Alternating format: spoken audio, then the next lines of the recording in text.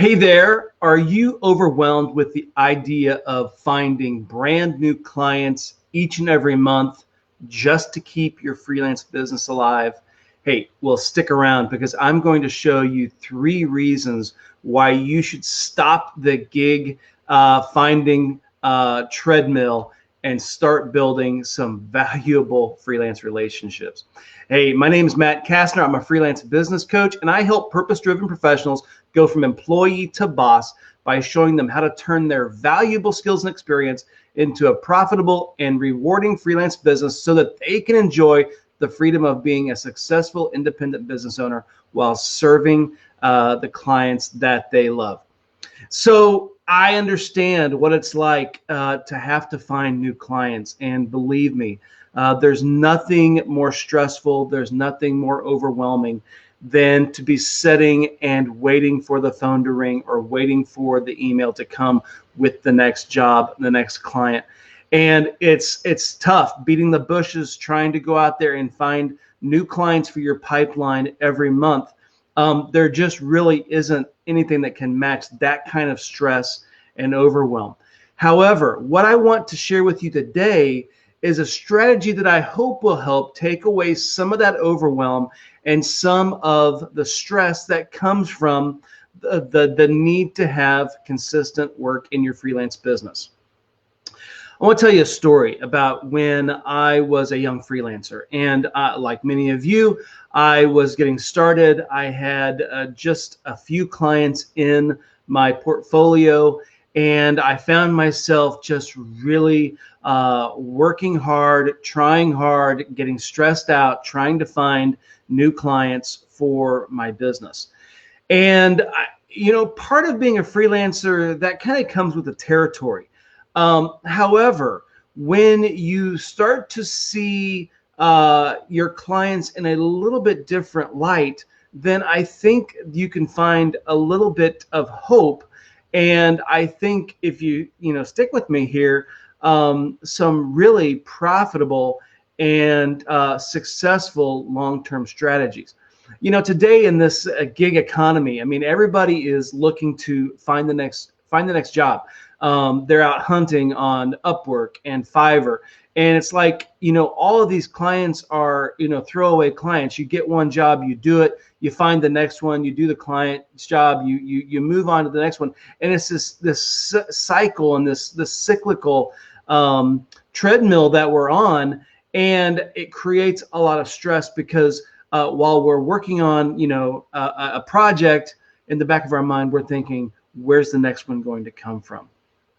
So what I want to talk to you today, and I want to share with you, are 3 reasons why you should really stop the mindset and mentality of having to find all of these new clients and start focusing on building relationships with your existing clients, and how that can be not just less stressful in your business, but can provide you more stability and make it more profitable for you.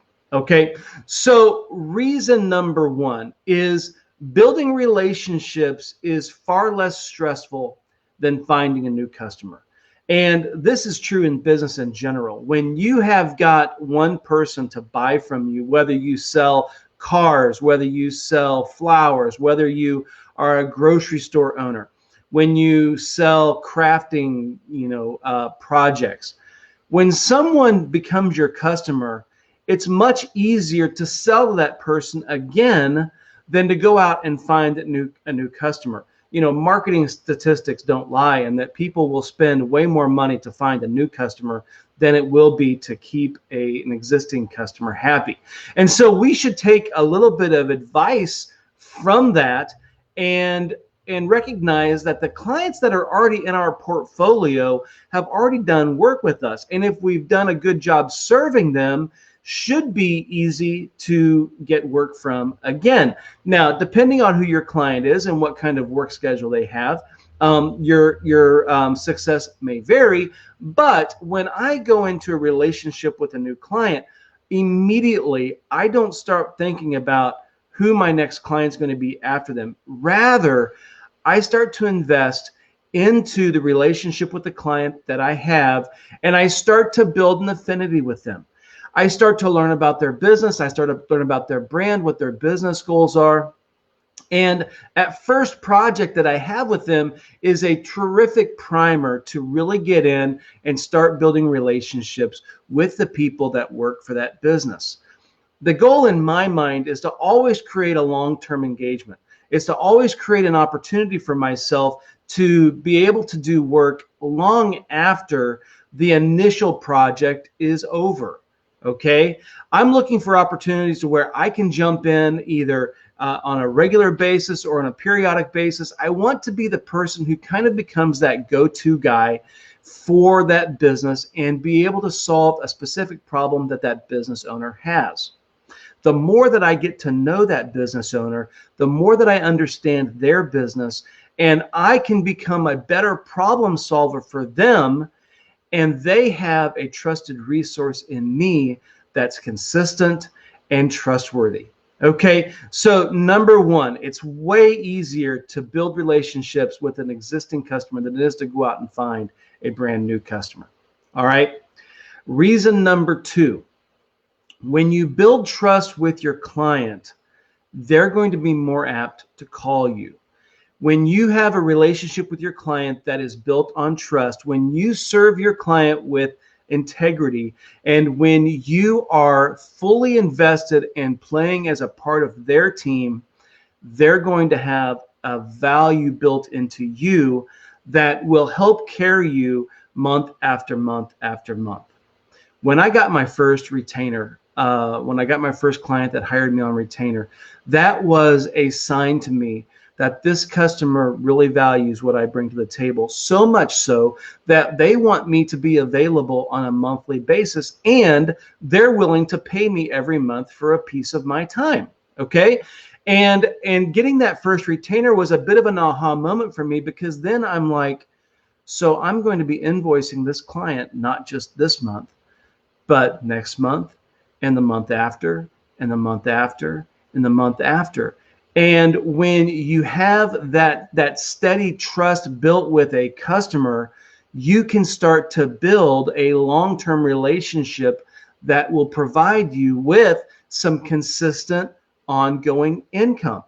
And if you've ever been on the feast or famine roller coaster, you know how real and how stressful that is to have income one month, and then the next month you're just kind of wondering what's going to happen this month, right? So having a relationship with a client who's going to hire you month after month is super valuable. Okay, so that comes with trust, and we want our customers to trust us and see us as a part of their team. Okay, reason number three is there's a long-term play that can happen when you become a trusted member of your freelance clients team. And I can tell you with 15 years of full-time freelance experience that is very possible to have a customer that will work with you month after month, year after year, for a consecutive number of years. In fact, I've got freelance customers that are in my book of work that I have been serving now consistently for over 15 years. And I don't say that to brag, but I do say it as an example that when you start today to identify ways that you can serve your client, make yourself valuable to them, and not just see them as, I'm going to do this job, I'm going to take as much as I can, and I'm going to get out and go find another one. When you work with a client, you want to be kind to them. You want to be respectful for them. You want to be courteous. You want to have good customer service. And you want to have all of those things so that that customer not only feels like you value them as a client and as a business owner, but they see you as a trusted part of the team. And as long as you continue to serve them and continue to give them great results, there really is no end to the type of relationship that you can build. Now, circumstances change, and I've had clients that I've had retainer relationships before that I have ended, and we do not, I don't do work for them as much anymore, or not at all. But then there are some clients that to this day I still get work from. Now, here's the little pro tip that comes when you actually have work with a client that trusts you. When you start to build a relationship with a client, they will give you work and they will require some sort of a bid or estimate to get that work done. And that's part of the job, and I understand that. And so it's not an issue. But when you find a client that trusts you, when you find a client that is counting on you as a part of their team, it's almost like your the relationship with them that they have with you goes to an entirely new level. I can tell you that I have multiple clients now that when I hear from them, they just know that when they request something from me, I'm going to get the job done. We don't talk about price. We don't talk about rate. All they know is I'm going to get the job done. At the end of the month, I'm going to invoice them for my work. I'm going to detail out the work and the services that I provide to them, and they happily pay my invoices. That is a reality that for me as a freelancer, that I don't have to go in and bid and nickel and dime every hour that I spend for a client is so invaluable to me, that I have that trust level with my customers that they would allow me to do work for them and not haggle or worry about the invoice that I'm going to send them. That really, my friend, is when you get to a level that that trust is so good with that client that they'll just call you up and ask you to do work for them. So to recap here, 3 reasons why you should stop the gigging and start building relationships is: number 1, it takes way less effort to do more work for an existing customer, to build a relationship with an existing customer, than to go out and find a brand new cold customer. It just takes so much more effort to go out and find a new customer than to cultivate and build a relationship with an existing customer. Number 2 is that the more that we have a trust factor with our customer, then the more work that they're going to feel like they can give us.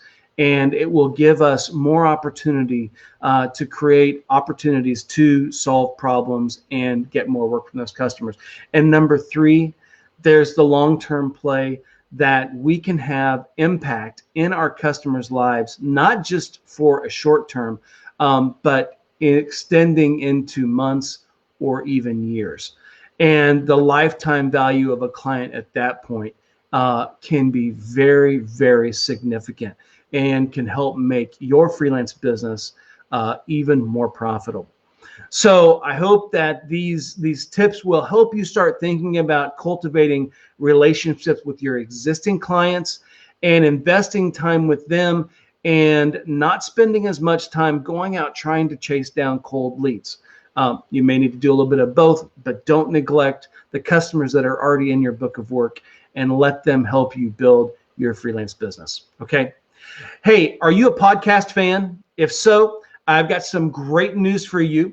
I'm getting ready to release a brand new podcast just for freelancers. Okay. It's called the Marketing for Freelancers Podcast, and will be full of valuable information, actionable advice to help you launch, grow, and scale your freelance business. Now, if you'd like to be notified as soon as the Marketing for Freelancers podcast is available, just go to the freelanceonfire.com/podcast and sign up on my list. Okay. And I'll let you know as soon as the first episodes are ready to drop. Okay. So check it out. Go to www.freelanceonfire.com/podcast and sign up. And you will get all of the great details when I release the podcast. Okay.